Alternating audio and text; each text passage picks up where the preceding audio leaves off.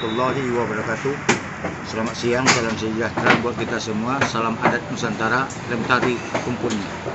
Bagi keluarga besar Lemtari di seluruh Nusantara, dalam kesempatan ini izinkan saya menyampaikan tentang maksud dan tujuan keberadaan Lemtari. Lemtari itu adalah satu wadah lembaga adat, tempat berhimpunnya para tokoh-tokoh adat, pemuka adat, sesepuh adat di seluruh Indonesia. Bagi masyarakat adat, anak-anak adat, inilah wadah kita adalah wadah Lemtari. Tujuan dan maksud keberadaan Lemtari di Indonesia adalah ingin memberlakukan, ingin memfungsikan, ingin memakai kembali aturan adat istiadat masyarakat asli Indonesia di negerinya masing-masing. Setiap negeri itu pasti mempunyai adat, dan adatnya itulah yang akan kita berlakukan, akan kita pergunakan, akan kita pakai kembali dalam cara berkehidupan di negeri kita masing-masing atau di dalam lingkungan kita. Dalam kesempatan ini juga saya ingin menyampaikan makna sebagaimana yang biasa kita kenal, disebut oleh masyarakat kita tali berpilin tiga, tungku tiga sejarangan. Dalam hal ini yang disebut tali berpilin tiga itulah maknanya adalah yang pertama sekali hukum.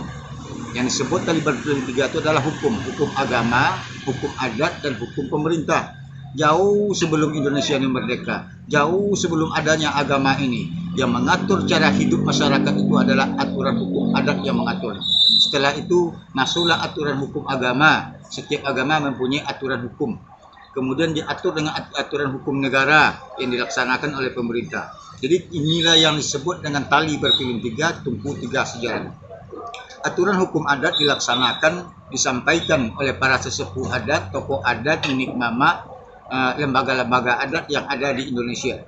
Aturan hukum adat, aturan hukum agama disampaikan oleh para kiai-kiai, alim ulama, ustadz-ustadz, menyampaikan kepada kaumnya untuk kemaslahatan umatnya.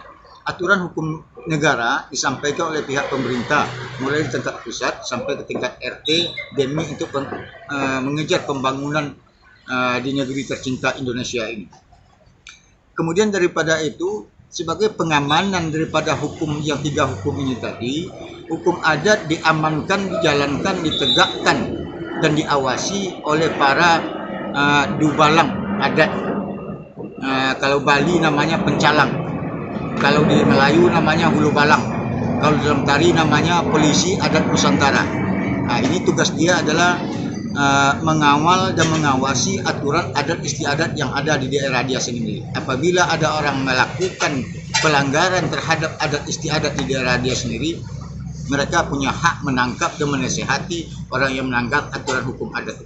Sementara aturan hukum agama diawasi oleh organisasi-organisasi atau ustadz-ustadz dan kiai-kiai dalam organisasi keagamaan setiap agama.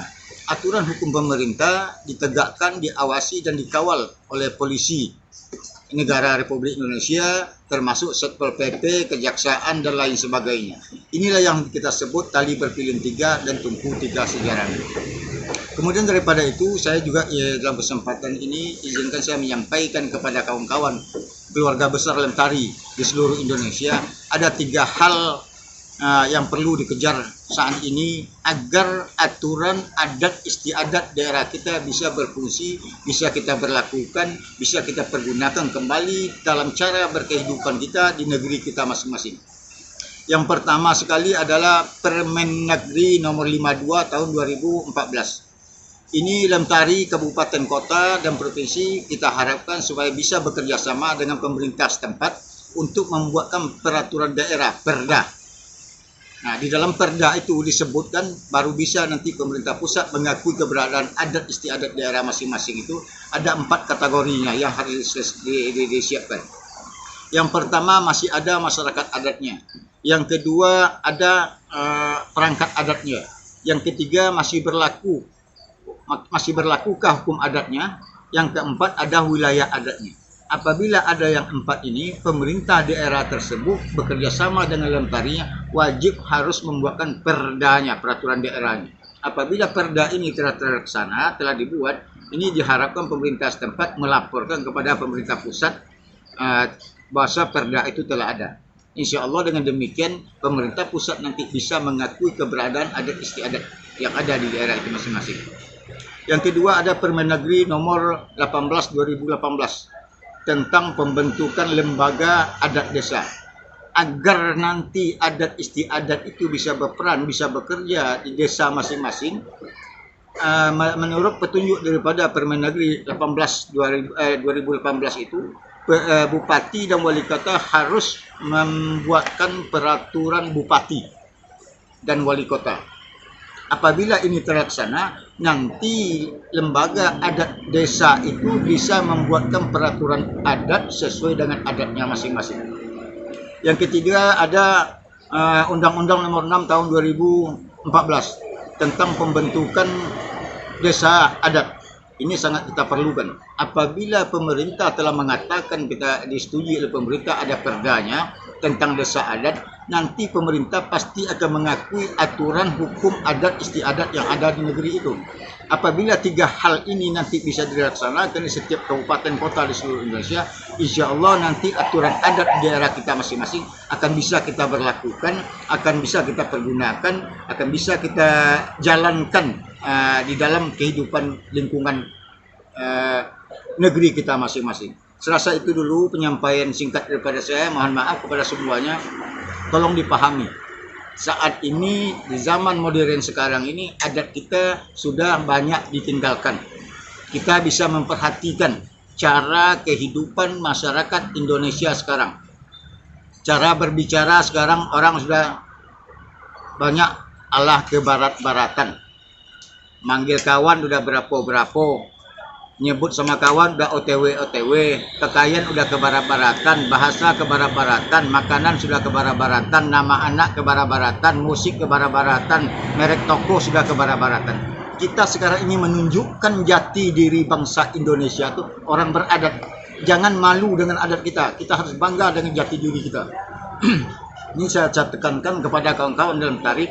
Dalam tari itu 95% bergerak di bagian adat, bukan budaya. Budaya itu adalah kebiasaan-kebiasaan kita. Budaya itu adalah tampilan-tampilan kita. Budaya itu adalah tontonan-tontonan kita. Adat itu aturan, adat itu hukum. Dengan adat kita bisa membuat peraturan adat di negeri kita. Dengan adat kita bisa memberi sanksi orang yang bersalah di negeri kita. Dengan adat kita bisa memberi denda orang yang melakukan kesalahan di tempat kita. Ini mohon kita pahami bersama-sama antara perbedaan adat dan budaya di negeri tercinta ini. Semakin besar budaya kita tonjolkan di negeri ini, semakin besar pula peluang budaya luar masuk. Apabila masuk budaya luar ke tempat kita, bersaing budaya kita dengan budaya luar, pasti akan kalah budaya kita. Ini mohon kita pahami sama-sama. Seluruh masyarakat adat, terutama pengurus Lentari yang ada di seluruh Nusantara ini. Demikian yang dapat saya sampaikan atas semua kekurangan.